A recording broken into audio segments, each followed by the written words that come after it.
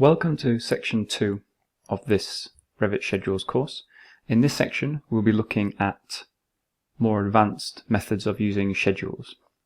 So my client has requested that I also add the room number to my schedule. As you can see, I only have the department, room name and area. If I go to my floor plan, you can see that on my ground floor plan I have a tag which reads the name of the room and the number. If I click on the room itself, you can see that I have the name lounge and the number 120. However, my client also wants me to add in the level and also the building number into the number on the schedule because they manage a large estate and they need this information.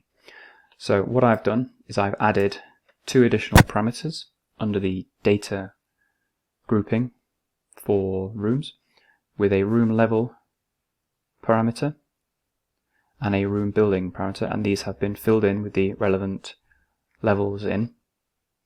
I've also given each room a minimum area which came from the client, which we'll use to create calculated values in future lectures. So if I go back to my room schedule, under the project browser click room schedule. If I go to my fields dialog box,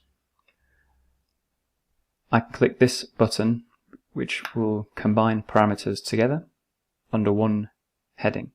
So if I click on combine parameters, I can then add any of the scheduled parameters to this combined parameter. So I'm going to add the number.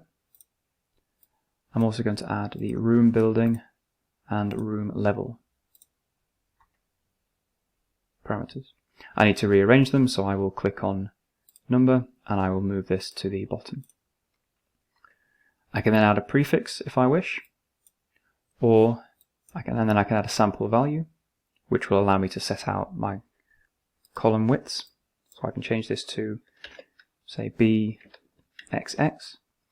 The room level I know is 2 digits, so it'll be XX, and the number I can just type 1, 2, 3, 4. I can then give a suffix to each one if I need, and I can give a separator. So you can see down here, this is the preview of what the combined parameter will look like. So I'm actually going to change the separator to dash.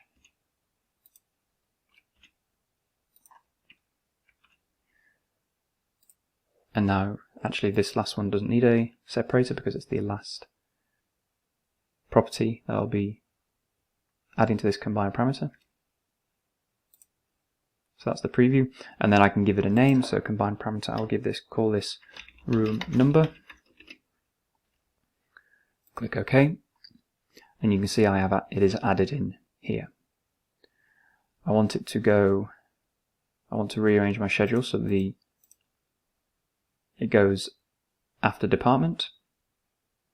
If I realize I made a mistake with the combined parameter, I can click on this edit parameter button underneath the schedule fields, cancel that, or I can delete that parameter if I so wish. So now when I click OK, you can see that it's added in this combined room number parameter. I cannot click and change it because it is a concatenation of 3 values. In order to change it, I would have to go and individually change the actual room parameters, either in this or by adding the number parameter itself into the schedule. Just a quick example, if I add the number parameter, click OK, you can see how this 116 is the same as 116. If I change this to say 130, click enter, you can see how the room number changes as well. Obviously I have a duplicate number value because this room number is used elsewhere. So I'm just going to undo that to bring it back to 116. And I will now remove or delete the number from this schedule.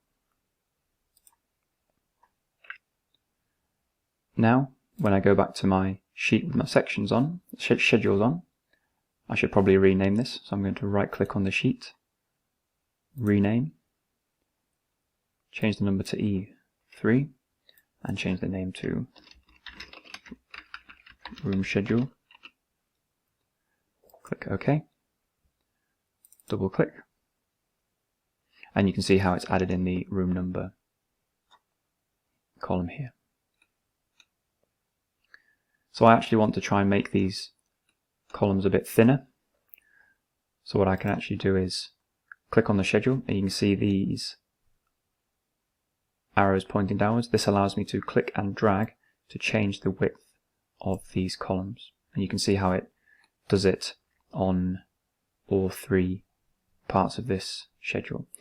If I make it larger, it will actually then stretch the location of this schedule so that it doesn't overlap. Again, I can even do it inside the center one, and you can see how it moves the inner and outer schedules away from each other so that they don't overlap.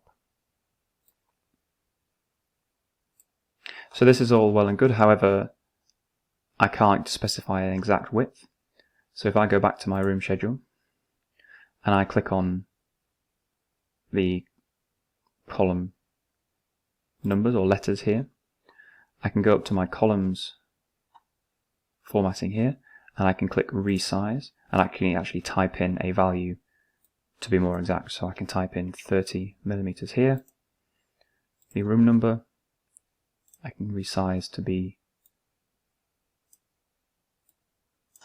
20 millimeters, and the room name I can resize to 24 millimeters.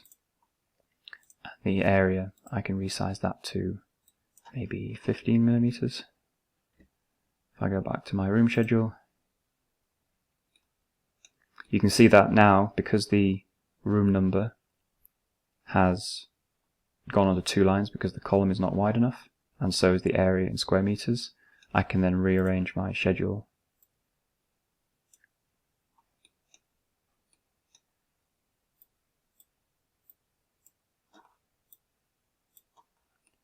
to get the, and once more, to get the headers for the levels aligned.